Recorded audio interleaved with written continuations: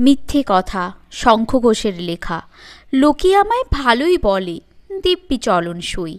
দোষের মধ্যে একটু নাকি মিথ্যে কথা কই। ঘাটশিলাতে যাবার পথে ট্রেন ছুটছে যখন, মায়ের কাছে বাবার কাছে করছি বকম বকম।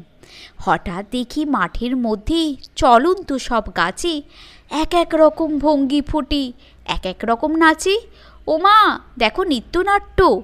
যেই বলেছি আমি, মা বকে দেয় বড্ড তোমার বেড়েছে ফাজলামি। চিড়িয়াখানার নাম জানো তো, আমার সেজো মেশোর। আদর করে দেখিয়ে দিলেন পশুরাজের কেশর। কদিন পরে চুন খোসানো দেওয়াল জুড়ে একই, ঠিক অবিকল সেই রকমই মূর্তি যেন দেখি।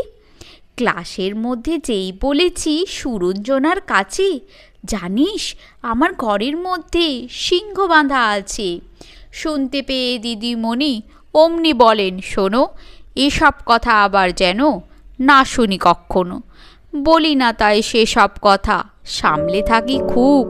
কিন্তু সেদিন হয়েছে কি, এমনি বেয়াকুব। আকাশ পারে আবারও চোখ গিয়েছে আটকে।